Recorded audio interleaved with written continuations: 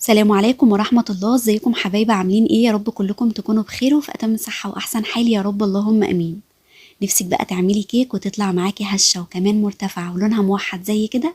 يبقى في شوية حاجات بسيطة جدا ولكن هتفرق معاكي علشان تعملي كيك وتطلع معاكي يعني بشكل احترافي حتى لو اول مرة هتعمليها. انا عايزه اقول لكم ان الكيك مش مجرد مقادير وخلاص، لا خالص. عشان كده هعملها معاكم النهارده بطريقه يعني من كتر ما هي سهله ولكن هتطلع معاكي خطيره وبشكل احترافي. وكمان هنضيف مكون واحد بس قبل ما ندخل الكيك بتاعنا الفرن، هيخليها تطلع معاكي هشه وبالارتفاع والجمال ده. الكيكه بتاعتنا النهارده هشه جدا وقطنيه وشبه القطن، خفيفه جدا زي ما انتم شايفين. وعايزه اقول لكم يعني اسفنجيه وطعمها بجد في منتهى الجمال. امان عليكي لو الفيديو عجبك تدعي لوالدتي بالرحمه والجميع موتانا. وتعالوا بقى نشوف عملنا الكيك القمر دي ازاي. بس الاول خلينا نسمي الله ونصلي على رسولنا الكريم. اللهم صل وسلم وزد وبارك عليك يا حبيبي يا رسول الله. اللهم ارحم امي وجميع موتانا والعالم كله يكون بخير يا رب العالمين. اول حاجه هنحضر المكونات السائله، واهم حاجه طبعا تكوني محضره كل المكونات بره التلاجة. دول 3 بيضات حجمهم وسط، ولو البيض عندك حجمه كبير استخدمي بيضتين بس. ضيفي عليهم بقى باكت فانيليا، ولو عندك فانيليا سايله حطي ربع معلقه صغيره مش اكتر من كده. طبعا الفانيليا مهمه جدا علشان زفاره البيض. بعد كده بقى زودي على البيض والفانيليا كوبايه ونص من السكر. انا هستخدم المج بتاع الشاي العادي خالص، او الكوبايه المعياريه العاديه اللي موجوده عندنا في المطبخ، هي نفس المعيار بتاع المج اللي بشتغل بيه. اهم حاجه الكوبايه اللي هتشتغلي بيها هي هتشتغلي بيها كل المكونات. استخدمت كوبايه ونص من السكر الحبيبات، يعني مش لازم يكون السكر بتاعك ناعم، يا ريت بس يكون السكر لونه فاتح، لان ده طبعا من ضمن اسباب لون الكيك. الكيك بتاعك النهارده يعني هنعمله بالخلاط، وممكن كمان نشتغل بالمضرب السلك اليدوي مفيش اي مشكله. ولكن انا استخدمت الهاند بلندر علشان يعني يكون اوضح معاكم في التصوير. استخدمي الخلاط هو نفس النتيجه. المهم لازم تضربي او تخلطي كويس جدا السكر لحد ما يدوب مع البيض، ما يكونش بقى للسكر اي اثر. هخلطهم مع بعض كويس كده، ونفس بقى المج او الكوبايه اللي عايرنا بيها السكر هنعاير بيها الزيت. بس هحط كوبايه الا ربع بس من الزيت، يبقى انا حطيت كوبايه ونص من السكر وكوبايه الا ربع من الزيت. طبعا هسيب لكم كل المكونات والمقادير في صندوق الوصف تحت الفيديو. بس خلي بالك برضو الزيت بتاعك لازم يكون جودته كويسه جدا وملوش اي ريحه، علشان لو هو غامق هيغمق الكيكه معاكي جدا. طبعا لو ليه ريحه او ريحته وحشه ده هيأثر جدا على طعم الكيك. هنخلط بقى كل المكونات دي مع بعض، وهنضيف الزيت عليهم بالشكل ده، وهنرجع بقى نضرب الخليط مع بعض من تاني. طبعا هتلاقي لونه فتح معاكي بالشكل ده. اخر حاجه بقى دي كوبايه لبن او حليب، بس دي كوبايه بقى لبن رايب. يعني كان عندي حليب او لبن وراب مني، فانا بحب اعمل كيك بصراحه باللبن الرايب.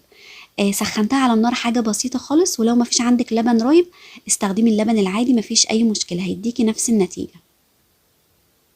معايا بقى المكون السحري بتاع الكيك بتاعنا النهارده، ويعني سر ارتفاعها اللي شفته في اول الفيديو. عصير نص ليمونه.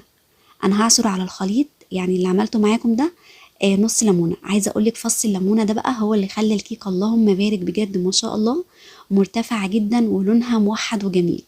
هتلاحظي كمان اول ما تعصريها هتعمل معاكي فوران، وهتلاقي كده الخليط نفسه حجمه زاد. طبعا هي بتعمل فوران، الفوران ده هيخليها تعلى يعني اثناء التسويه. بعدين هنبدأ بقى نضرب كويس قوي لحد القوام ما يبقى فاتح، وبعد كده ننزل بقى بالدقيق بتاعنا. نفس المج برضو او الكوبايه اللي بتعايري بيها كل المكونات هتعايري بيها كوبايتين من الدقيق، والكوبايه تكون مليانه وممسوحه بالشكل ده، يعني ما تكتميش الدقيق وانت بتعايري في قلب المج بتاعك. انا بعمل الكيكه النهارده يا جماعه بدقيق سايب اسمه بشاير. طبعا الدقيق ده بشتريه معاكم في فيديو المشتريات، وبقول لكم ان هو جميع الاستخدامات. تقدري طبعا تستخدمي يعني نوع الدقيق اللي بتحبيه، ولكن تكوني متاكده ان هو جميع الاستخدامات او تخصص يعني حلويات. طبعا نخلته قبل ما اشتغل معاكم، وهنخله كمان مره كمان، يعني نخلته مره وهنخله مره تانية. لازم طبعا تنخليه علشان ده بيخلي الكيكه يدخل لها هوا، وكمان بيخليها بترتفع. هضيف على الدقيق معلقتين كبار كده من النشا، وكمان هاخد كيس بيكنج باودر 16 جرام. طبعا لو الكيس بتاعك مكتوب عليه تقريبا 23 او 26 يبقى تاخدي منه معلقه كبيره، بس خلي بالك طبعا علشان يعني البيكنج باودر لما بيكون زياده عن اللزوم بيخلي الكيكه بتاعتك ترتفع فجاه ومره واحده تلاقيها هبطت منك. علشان كده خلي بالك وبصي على الكيس بتاع البيكنج باودر، لو مكتوب عليه 16 جرام تمام قوي حطيه كله. اكتر من كده حطي معلقه هرميه تكون مليانه. هضيف عليهم كمان ربع معلقه كده من الملح، طبعا دي مهمه جدا جدا في اي مخبوزات بقى او حلويات علشان بتعادل الطعم. طيب في المرحله دي بقى هنستغنى عن الخلاط خالص، بالسباتيول بقى وبالمضرب السلكي بتاعك هنبدا بقى كده يعني نضرب الخليط كويس جدا لحد بقى قد ايه ما يختفي، والمكونات طبعا كلها تندمج مع بعضها كويس قوي. لو وصلتي بقى معايا لحد هنا في الفيديو بتمنى كده تحطي لايك للفيديو، وكمان ما تنسيش الكومنت القمر اللي دايما بنصلي بيه على الرسول وناخد الاجر والثواب مع بعض. اللهم صلي وسلم وزد وبارك عليك يا حبيبي يا رسول الله. عايزه اقولك اهم حاجه كده تمشي بالمضرب يعني في اتجاه واحد زي ما بعمل كده بالظبط، سواء بقى على اليمين او على الشمال، يعني مش بشكل عشوائي. هتمشي يمين يبقى تكملي بقى الخفق بتاعك يمين او شمال، ولكن ما تروحيش وتيجي كده عشوائي، ده غلط جدا. معلقتين النشا كمان اللي حطيناهم يعني هم زي محسن الكيك بالظبط، هيخلي قوام الكيكه بتاعتك ناعمه جدا وكمان اسفنجيه. يعني هتبقى زي التورته بالظبط، قوامها هيبقى زي قوام الكيك الاسفنجي بتاع التورته. والقوام كده خليه وسط، علشان طبعا لو خفيف يعني هتلاقي الكيكه بتاعتك تعلى معاكي بسرعه ومره واحده تهبط، ولو تقلتي قوامها جدا هتطلع برضو معاكي مكتومه. علشان كده القوام يعني لازم يبقى وسط بالشكل ده، شايفين زي قوام المهلبيه بالظبط، علشان كمان الفراغات تبقى متوزعه كويس جدا في قلب الخليط. شايفين هو ده القوام المظبوط اللي هيخليها معانا ولا مكتومة ولا يعني تعلى وتنزل مرة واحدة، بيبقى قوامها بالشكل ده والمسام بتاعتها متوزعة او الفراغات زي ما انتم شايفين كده. طيب هتبطني بقى الصينية بتاعتك في الوقت ده على طول بحتة سمنة كده او حتة زبدة، طبعا المتوفر عندك، بس يستحسن يعني سمنة او زبدة بلاش زيت. اديني بقى قلب الصينيه كده والجناب بتاعتها كويس قوي علشان الكيكه كده ما تلزقش وكمان تخرج معاكي بسهوله لو حبيتي تقلبيها. بعد كده بقى رشه دقيق هتبطنيها بيها وتاخدي بقى الصينيه بتاعتي كده بعد ما تبطنيها كويس كده برضو برشه الدقيق من كل الجناب ومن قلب الصينيه، هتنفضيها كويس قوي. يا ريت لو كمان تعملوا الخطوه دي في قبل يعني قبل ما تبداوا في اي تحضير، قبل ما تحضروا قصدي كل المكونات تبطنوا الصينيه، لان كل ما بطنتيها وسبتيها كده على جنب كل ما اديتك يعني لون حلو جدا لقعر الكيك من تحت. هاخد بقى الدقيق الزياده ده وهروح بقى يعني افضيه كده من قلب الصينيه علشان اتخلص من اي دقيق فيه زيادات. وبس كده. حاجه مهمه كمان، وانا يعني بجيب الصينيه في الوقت ده شغلت الفرن من تحت بس، يعني بلاش تشغليه من قبلها بكتير علشان ده يعني هيخلي الكيكه بتاعتك كده ترفع مره واحده ومره واحده تلاقيها هبطت منك. هفضي بقى قالب يعني كميه الخليط كلها بالشكل ده في قلب الصينيه. ما شاء الله زي ما انتم شايفين القوام نازل معايا كريمي وناعم وجميل جدا من قبل حتى ما ندخلها الفرن. طبعا لازم يعني ننزل كل الكميه كده علشان دي طبعا مقادير، ما ينفعش بقى نسيب حاجه علشان كمان تطلع المقادير بتاعتنا مظبوطه. خله بقى او يعني عصايه من عصيان الشيش طاووق، وهنوزع كده الهواء في كل مكان علشان الفراغات كمان تبقى متوزعه كويس والكيكه ما تعلاش بقى من جنب والجنب التاني لا.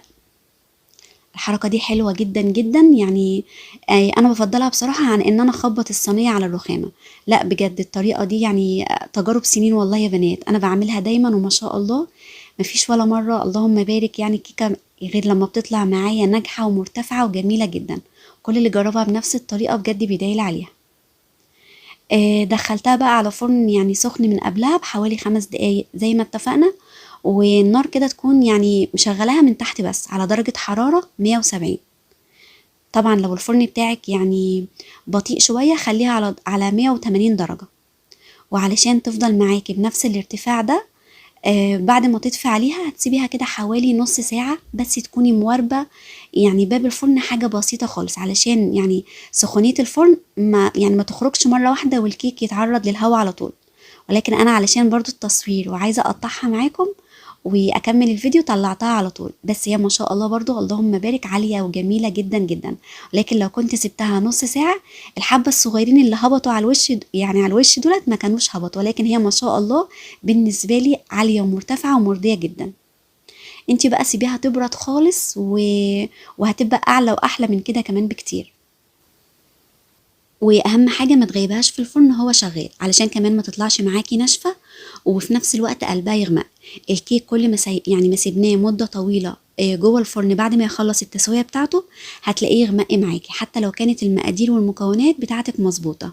وبرضو ما تشغليش الفرن قبلها بمده، علشان ده برضو يعني من اهم اسباب هبوط الكيك. بشوف ناس كتير بتشغل الفرن اول ما تبدا في المكونات او من قبل حتى ما تبدا. لا بجد ده غلط خالص. هتدخلي الكيكه بتاعتك على فرن هيكون سخن جدا، اول ما هتحطيها بقى هتلاقيها تعلى معاكي مره واحده، وبعدين فجاه هتلاقيها تهبط وخلاص مش هتعلى معاكي تاني. بجد يعني إضافة الليمون مع النشا سبب يعني رئيسي في أسباب نجاح الكيك النهاردة، وكمان لونها الأبيض الفاتح الجميل ده. ده غير طبعا طريقة التسوية المظبوطة اللي بتكلم معاكم فيها. بجد لو مشيتم على الخطوات والمقادير والحاجات البسيطة خالص اللي بنتكلم فيها دي، إن شاء الله هتطلع معاكي الكيكة زي ما انتم شايفين، خفيفة وعالية وهشة بجد زي القطن بالظبط. شايفين؟